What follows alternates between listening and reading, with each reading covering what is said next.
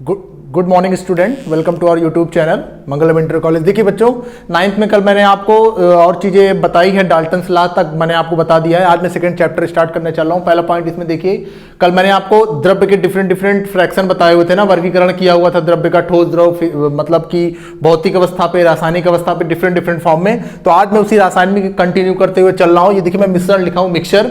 ठीक, मिक्सचर क्या होता है बेटा? किसी भी दो चीजों को क्या किया जाता है? मिला दिया जाता है। उसमें दो पॉइंट मैंने बताया था, समांगी और विषमांगी, जिसको बोलते हैं होमोजीनियस मिक्सचर और हेटेरोजीनियस मिक्सचर। यानी समांगी में मतलब जो कंपोजिशन होगा बेटा वो डेफिनेट होगा ना, मतलब डेफिनेट मात्रक होगी। जो भी मात्रा होगी वो क्या होगी बेटा? डेफिनेट होगी। मात्रा जो होगी वो डेफिनेट होगी, फिक्स्ड होगी। लिख सकते हैं हम यहाँ पे क्या?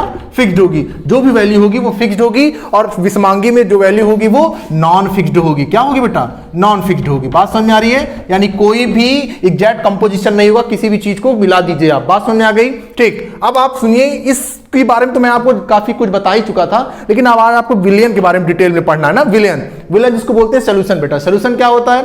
किसी भी दो चीजों का जो समांगी मिश्रण का एक पार्ट होता है वो क्या होता है? विलयन। यानी समांगी मिश्रण का एक पार्ट है विलयन। अब मैं आपको विलयन के दो पार्ट, दो चीजों से मिलकर बना होता है विलयन, विलेय और विलायक। विलेय और विलायक, विलेय की इंग्लिश होती है सॉल्यूट और विलायक की इंग्लिश होती है सॉल्वेंट। बात समझ आ गई?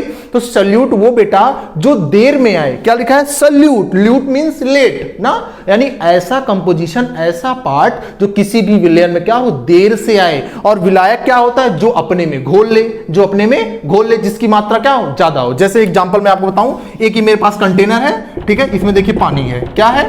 पानी, H2O, और हमने यहां पे नमक ले लिया। नमक का फॉर्मूला NaCl। तो NaCl को इसमें डाला, मान लीजिए 5 ग्राम डाला हमने, और वाटर है हमारे पास 100 ml। तो आप हमें बताइए किसका अमाउंट ज्यादा है? वाटर का। और किसका अमाउंट कम है? NaCl का। तो जिसका अमाउंट कम वो कौन? सॉल्यूट। जिसका अमाउंट ज्यादा वो कौन? सॉल्वेंट। और एक बात, दूसरी बात, आपको ये ना पता हो, मात्रा ना दी गई हो, अगर ये कह दिया गया भैया कि H2O में NaCl डाला गया, ये कहा जाएगा ना H2O में, यानी पानी में नमक मिलाया गया। तो पहले कौन? पहले पानी। तो पहले जो पानी होगा वो क्या होगा? विलायक। और जो लेट से आएगा, जो लेट से आएगा यानी देर से आएगा, वो सॉल्यूट। सॉल्यूट मतलब विलेय। विलेय जो लेट से आए। तो लेट से कौन आ रहा है? NaCl। तो NaCl यहां पे क्या होगा? विलेय होगा, और H2O क्या होगा? विलायक होगा। बात समझ में आ गई? ये है बेटा सिंपल कंपोजिशन पता करने के लिए। आपको आपके सिलेबस में आता है बेटा सांद्रता पता करने के लिए। क्या चीज? सांद्रता।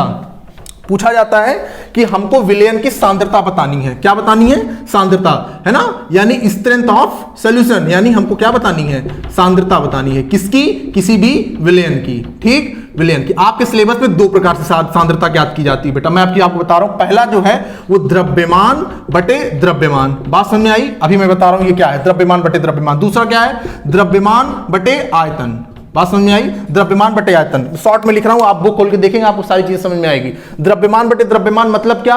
ठोस में ही ठोस में। बात समझ आ गई? यानी 1 किलो पानी में, 1 केजी पानी में, 1 केजी पानी में 500 ग्राम NaCl डाल दिया गया।